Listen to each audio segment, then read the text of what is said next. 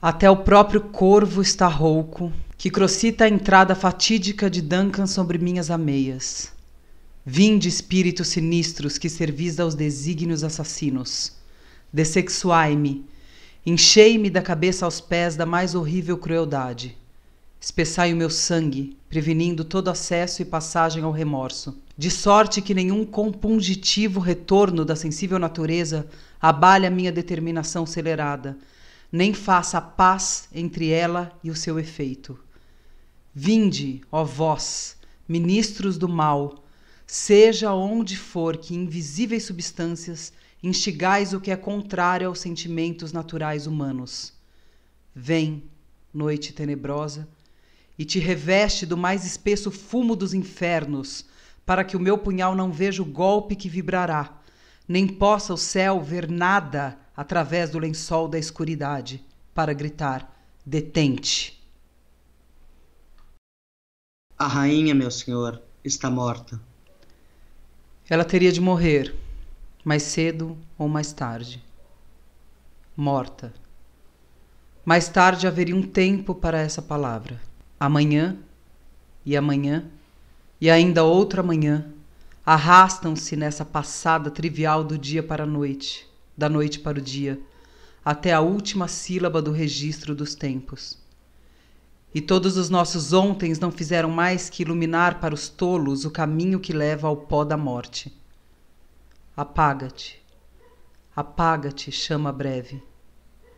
A vida não passa de uma sombra que caminha.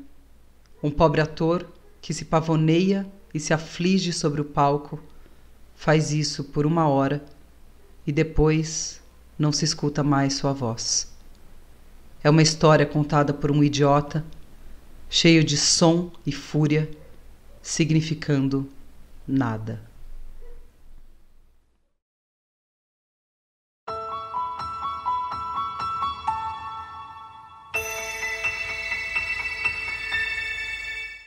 Puta, é tão bonito isso, né, cara? É muito lindo, meu.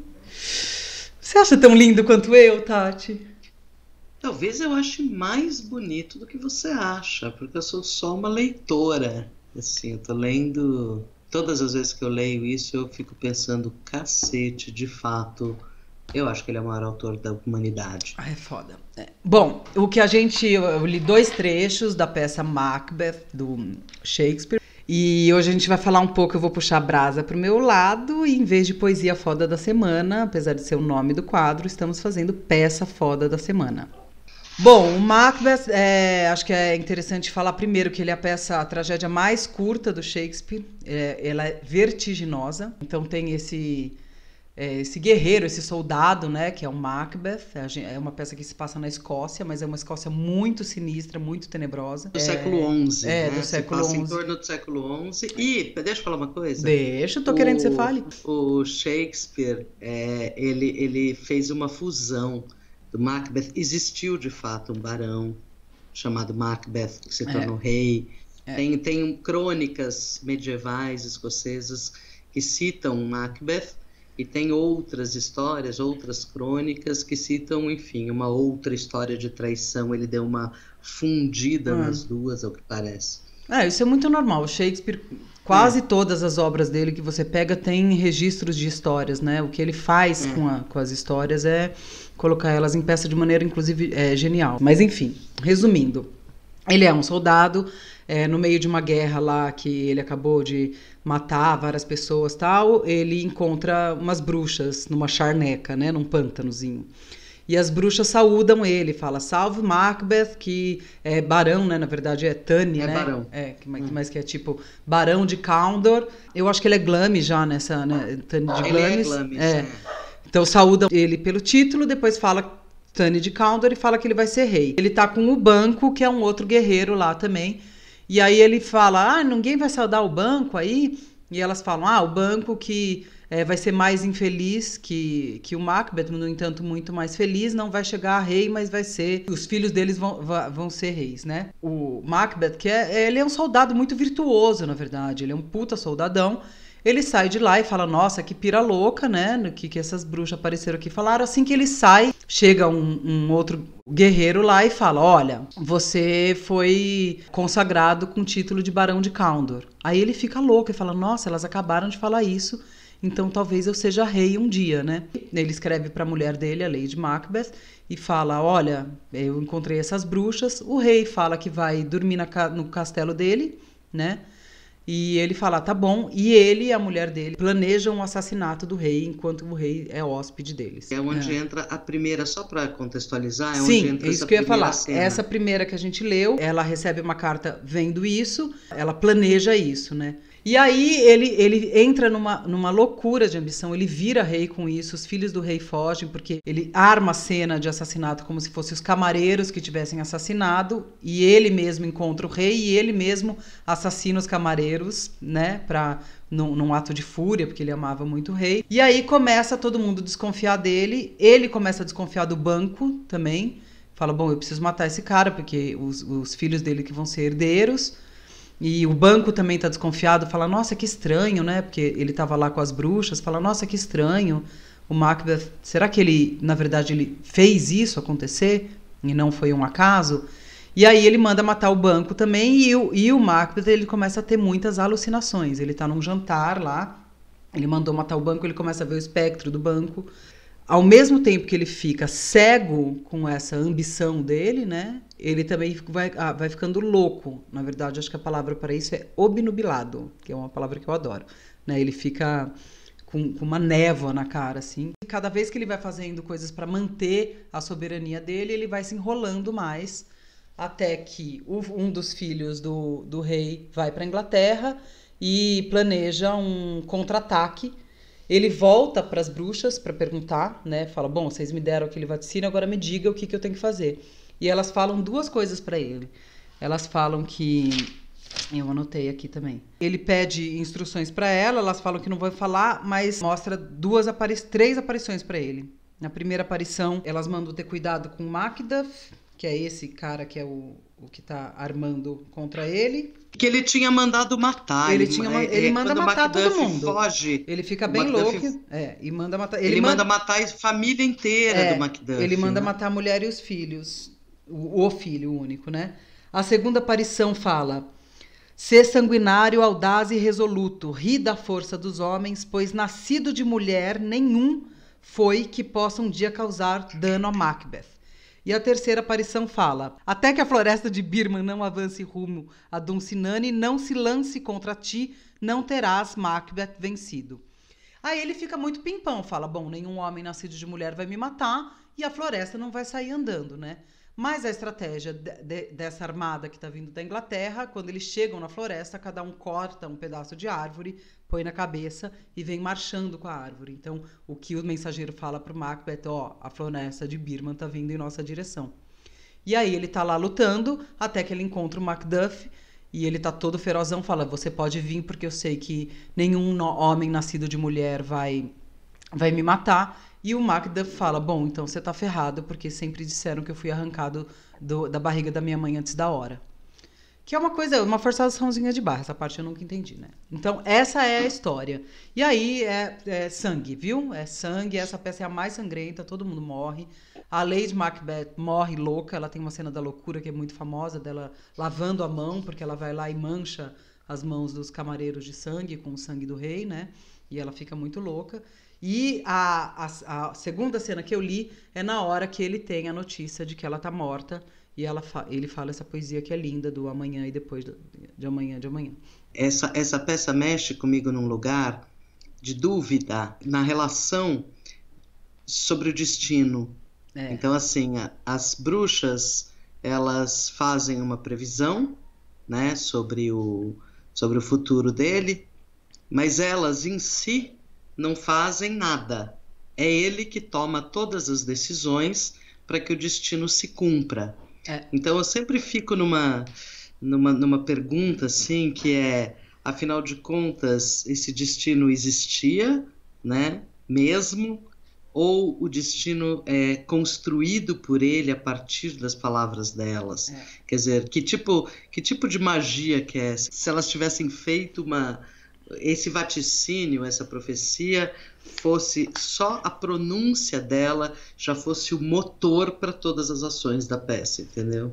Eu acho que tem duas coisas que eu me lembro. Uma bem atual, não tão atual, mas uma bem antiga, anterior ao Macbeth sobre isso. Primeiro, a atual, que tem aquela cena da Matrix, quando o Neo chega pro oráculo e ele entra na sala do oráculo, ela fala, não se importe com o vaso. Aí ele vai virar e fala, que vaso? E daí na hora que ele vira e fala, que vaso? Ele quebra o vaso. Aí ele fala, como você sabia? Ela fala, não, a pergunta mesmo é, você teria quebrado o vaso se eu não tivesse falado? Que é essa mesma relação. A outra coisa que me lembra é o próprio Édipo. Um dia a gente fala sobre o Édipo, mas toda a trajetória do Édipo de fugir de seu destino leva ele exatamente ao encontro do seu destino, né? Então isso é um tema que é bastante recorrente, assim, né? Principalmente em dramaturgia, essa coisa do destino. Você já tem um destino pré-determinado e na medida que você sabe desse destino, você foge dele, você chega ou você persegue ele e o destino não seria... Né? Porque o que acontece? O Macbeth, ele era um soldado super valoroso. Será que se ele tivesse esperado, ele tinha chegado a rei? Então, essa é a questão. O que é louco é o seguinte, aquilo que fez com que a primeira profecia se cumprisse, que é o que faz a pira dele, então quando as bruxas saúdam ele e falam Barão de Glamis... Né? Que é um cargo que não existe, né? E depois Barão de Caldor. Ele era o de Glamis, ok, isso não é um destino, isso é uma descrição. Aí quando fala Barão de Caldor, e ele chega até o acampamento onde está o rei Duncan, e fica sabendo que ele recebe o título de Barão de Caldor por herança, de alguma forma, porque o então Barão de Caldor tinha sido um traidor e ele recebe o título porque ele é valoroso, porque ele é honrado, porque ele é leal, porque ele é fiel ao rei. Então, ele recebe o título do traidor justamente porque ele é leal. Mas o receber o título por lealdade é o que vai despertar justamente a deslealdade e o assassinato e a brutalidade toda que vem depois disso. Porque quando se cumpre essa profecia, ele fala, então quer dizer que eu vou ser rei? Né? Então, todos os valores que ele tinha anteriores, que levaram ele a se tornar o Barão de Caldor, cumprindo a primeira profecia, vão por água abaixo, porque ele quer cumprir a terceira, e acelerar o processo. Mas eu acho que tem uma coisa que eu queria chamar a atenção, da dramaturgia propriamente, que tem a ver com o jeito que o Shakespeare explicita as coisas, que também dá pistas pra gente. Então, aproveitando, puxando a brasa aqui pro meu lado, já que eu tô puxando mesmo, quando a gente vai ler uma peça, você vai entender o personagem, tem 3 jeitos que você tem informações sobre o personagem. O que falam dele, o que ele fala dele e o que ele faz de fato. Né? São essas 3 coisas que você vê. E o Shakespeare faz uma coisa maravilhosa nessa peça. Então a gente começa o ato 1, a primeira coisa que ele apresenta são as bruxas. Elas aparecem. A primeira cena é elas.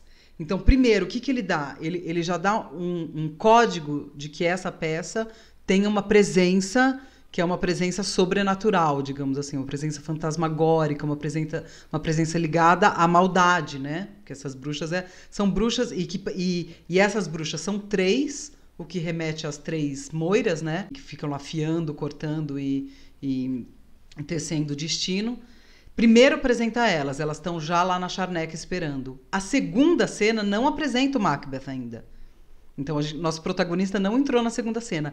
Apresenta o rei e nobres falando bem dos feitos do Macbeth. Então, apresenta essa cena falando, nossa, olha, essa batalha aconteceu e o Macbeth foi lá, arrasou, matou todo mundo que tinha que matar, não sei o quê. E, ao mesmo tempo, falam, e o Tunney de Cawdor é um traidor e a gente tem que fazer alguma coisa com ele. E o rei fala, tá bom, então pode enforcar o Cawdor e já que o Macbeth é tão valoroso, dá o título para ele. A terceira cena que aparece o encontro do Macbeth com as bruxas e elas saúdam assim.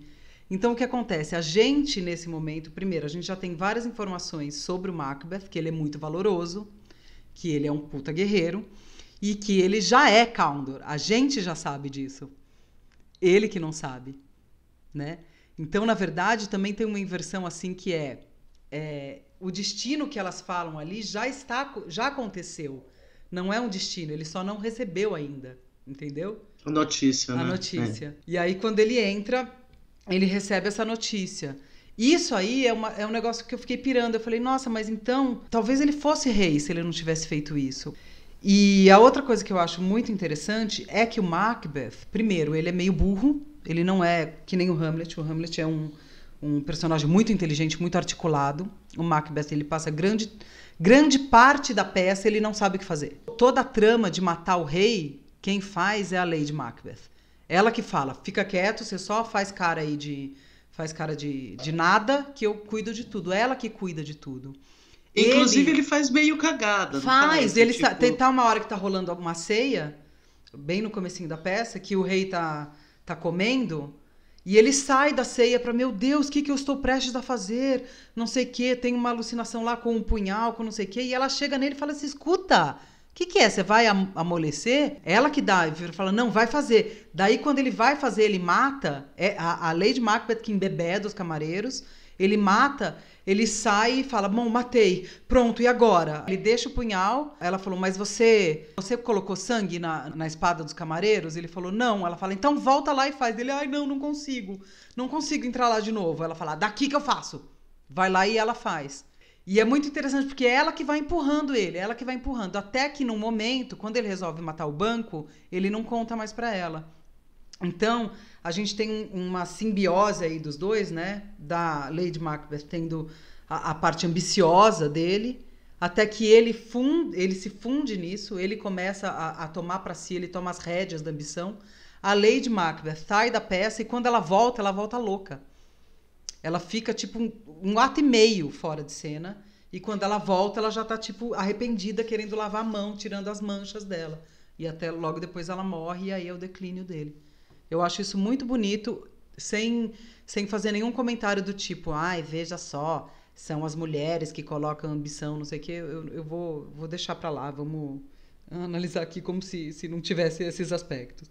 O que eu acho legal é que tem uma profundidade moral nesses personagens, né? Porque não dá pra você... É diferente do Iago, por exemplo, no Otelo, que é um vilãozão mesmo, ele não tem uma coisa boa, entendeu? Aí não, aí você tem a Lady Macbeth, que tem essa fala que você faz, né? Que ela conclama o mal pra ela, né? Ela chama. Ela vem chama. em mim, seres do mal. O que eu queria falar é assim, que ela tem essa complexidade, porque se ela precisa invocar o mal e pede para que os céus não enxerguem o que está acontecendo de maneira que ninguém possa detê-la no que ela tem que falar, eu sempre penso que a gente só pede aquilo que a gente não tem. Ela precisa invocar esse mal para ela, talvez porque ela não fosse, porque isso foi despertado, é como se fosse uma semente ali de maldade que ela precisa alimentar para poder fazer, e daí ela se arrepende, né? E depois ela enlouquece na culpa, nessa desintegração pessoal. Eu li um texto falando disso que eu achei muito legal, de como existe uma espécie de desintegração mesmo com as partes do corpo, né? Quer dizer, ela fica obcecada com as mãos, o Macbeth se pergunta sobre o braço, foi essa mão que assassinou mesmo. Uhum.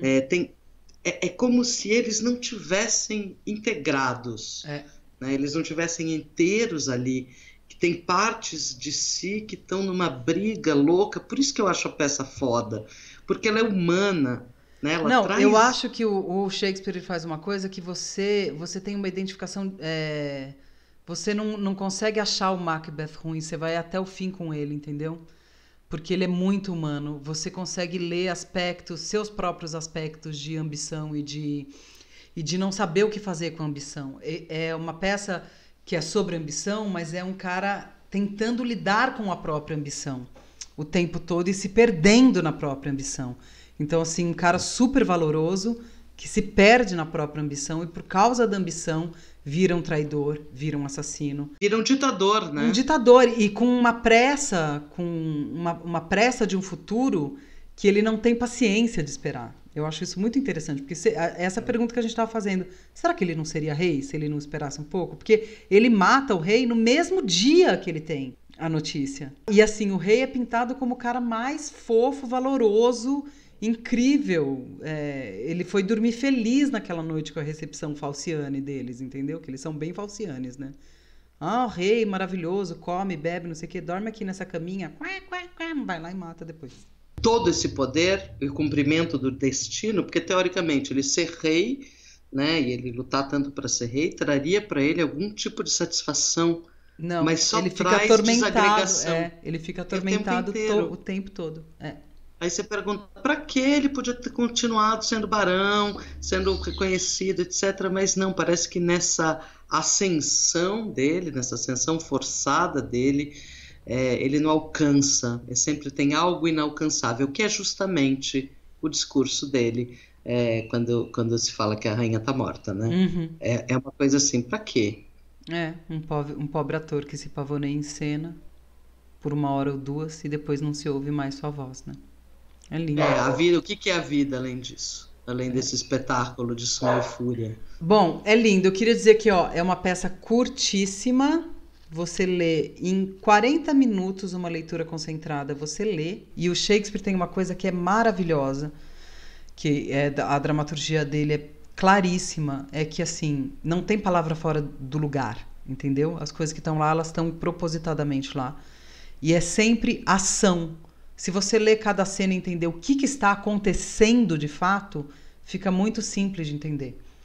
Né? É que às vezes pela linguagem ali, né, tem muito nome, às vezes aparece isso ou aquilo, é difícil, mas é muito prazeroso. Porque o Shakespeare ele tem os grandes temas da humanidade. Né? O Harold Bloom, inclusive o livro do Harold Bloom sobre o Shakespeare chama A Invenção do Humano. Né? Será que o Shakespeare ele retrata o humano? Será que ele inventa esse humano moderno? Né? Nasce ali no Hamlet, né? É uma dificuldade que vale a pena, eu acho que é só isso. Assim, vale a pena superar os entraves que eventualmente você tenha para entender, porque eu acho que é um ganho daqueles livros que quando você termina de ler e sacando o que está acontecendo ali, isso acrescenta na sua compreensão da vida, que é o que faz um grande livro, né? Uma grande obra. Assim, muda seu jeito de perceber, muda. Eu acho que quando muda, quando afeta, já valeu a pena.